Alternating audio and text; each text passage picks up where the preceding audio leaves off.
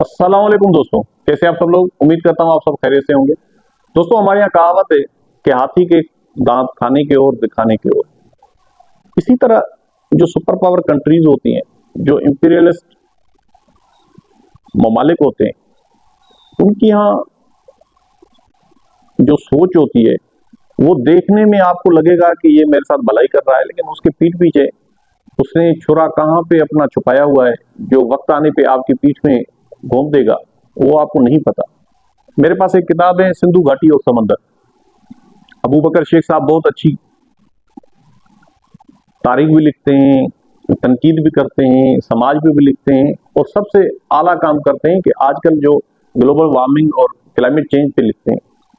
ये लिखते हैं कि अलेक्जेंडर बर्न्स सिंध दरबार से राजा रणजीत सिंह की दरबार तक,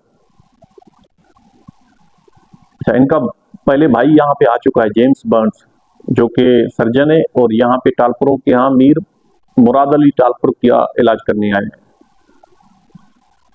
लेकिन इस अलेक्जेंडर बर्न्स को टालपुर इजाजत नहीं देते। क्यों? क्योंकि उसने 5 घोड़े और एक खत इंग्लैंड के बादशाह सलामत का राजा रणजीत सिंह के यहाँ पहुंचाना था, लेकिन वो रिक्वेस्ट ये कर रहा था कि मुझे दरिया सिंध के जरिए सफर की इजाजत दी जाए, क्योंकि घोड़े बादशाह सलामत के अगर मैं पैदल चलाऊंगा तो मर जाएंगे। और टालपुरों को पता था कि इसके पीछे कुछ और ही अगराज व मकासद हैं, ये इतने सीधे नहीं है गोरे। तो एक दो मरतबा यहाँ दूराजी भी आया है, यहाँ पे उसने आके रिक्वेस्ट की है। यहाँ पे ना उसको कश्ती से उतारने इन्होंने दिया है, न इसको बोला है कि दरिया सिंध का आप पानी पी सकते हो। इवन एक कश्ती इन्होंने भेजी है कि आप मीठा पानी ले आओ जाके किनारे से, तो वो कश्ती भी सीज कर लेते हैं ऑफिशियल्स यहाँ पे। फिर वापस चला जाता है कच्छ।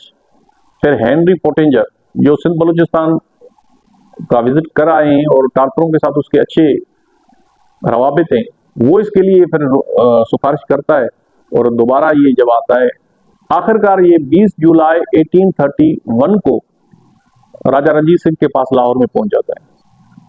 उस बीच में ये यहाँ पे आता है हैदराबाद, फिर खैरपुर, फिर बहालपुर स्टेट, इस तरह सबकी दावतें खाता हुआ, सबकी तारीफें करता हुआ, सबके ऊपर तनकीद करता हुआ चला जाता है। लेकिन मजे की बात यह कि हैदराबाद से इसको जो कश्ती मिलती है, उस कश्ती पे ये मेरे ख्याल में फर्स्ट टाइम इंग्लैंड का परचम ले रहा है। और कितने टाइम तक ले रहा है दरिया सिंध में, वो एक अलग, लेकिन लहराता है, वो खुश होता है, नाजा होता है। अच्छा, इसके पीछे मकसद क्या होता है?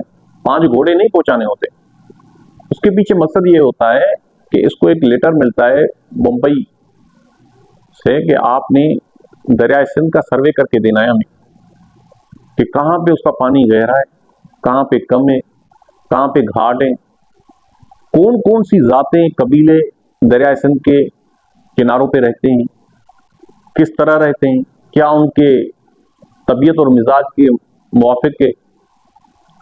तो ये सारा सर्वे करने के लिए ये अपने साथ सर्वेयर, डॉक्टर, इंजीनियर, नौकर सब लेके राजा रणजीत सिंह तक पहुंचता है। राजा रणजीत सिंह की दरबार का भी जिक्र करता है, बहुत खूब करता है। और ये 10 साल के बाद अफगानिस्तान में कत्ल किया जाते हैं अलेक्जेंडर बर्न्स। तो उसकी मशहूर जमाना किताब है अ ट्रेवल टू बुखारा। लेकिन वो जो ये सर्वे करता है, उसका नतीजा ये निकलता है कि 1843 में कब्जा कर लेते हैं सिंध पे ब्रिटिश ईस्ट इंडिया कंपनी। 1849 में महाराजा रणजीत सिंह की वफात के बाद पंजाब पे भी कब्जा कर लेते हैं। और उसके कुछ ही अरसे के बाद ये एक मेजर साहब हैं, ये मीर अली मुराद टालपुर साहब के पास खैरपुर में पॉलिटिकल एजेंट रहे। अब ये सक्खर से कोटड़ी तक 17 घंटे में पहुंचे फेरी के ऊपर। जो अलेक्जेंडर बर्न्स ने सर्वे किया दरिया सिंध का, उसके ऊपर आगे इन्होंने फेरी चलाई। इंडस, पहला जहाज इनका इंडस था, फिर लॉरेंस और इंडस फ्लोटीला, बहुत सारे यहाँ पे जहाज चलाए जिनमें सामान, फेरी सर्विस, और बहुत सारी चीजें। तो 17 घंटे में सक्कर से ये कोटड़ी पहुंचा है, फिर कोटड़ी से कराची आया, फिर कोटड़ी कराची से बरतानिया के लिए निकल गया। तो आप देखें कि सुपर पावर कंट्रीज जो होती हैं, जो इंपीरियलिस्ट पावर्स होती हैं, वो आपके सामने एक चीज और रखती हैं, उनके पीछे उनके अगराज और मकासद क्या होते हैं। जैसे आजकल आप देखें कि नॉन नेटो अलाय सबसे मजबूत कतर है अमेरिका का, लेकिन वहां पे हमला हो गया। हम सारे पहुंच गए हैं कतर दोहा में कि आपको जो चाहिए हम कर सकते हैं, लेकिन वो सबसे पहले कहां पहुंचे? वो सबसे पहले अमेरिका पहुंचे। उनका वजीर आजम सबसे पहले जाके अमेरिका में ट्रंप साहब से मिले कि भाई आपने हमें गारंटीज दी हुई थी, आप यहाँ पे हमला कैसे करवा सकते हैं इसराइल से? अब आप क्या समझते हैं कि इसराइल को ग्रीन लाइट दिए बगैर इसराइल हमला कर सकता है? 2000 किलोमीटर वो सफर करके दोहा के सिटी पे हमला करके वापस चला गया है, किसी ने कुछ उसको नहीं कहा। ये सुपर पावर्स होती हैं दुनिया की, जो कल भी थी, जो आज भी हैं, जो परसों भी रहेंगी, लेकिन उनके अगराज और मकासद एक दिखाने के अलग होते हैं और करने के अलग होते हैं। हम जाके पहुंच जाते हैं कि भाई हम जो कर सकते हैं आपके लिए करेंगे, लेकिन वो कहां पहुंचे उनको पता है। जिसने हमें मरवाया है वही हमें बचा सकता है, हमें यहीं से सेफ्टी मिल सकती है, हम आप लोगों के आसरे पे नहीं रहेंगे।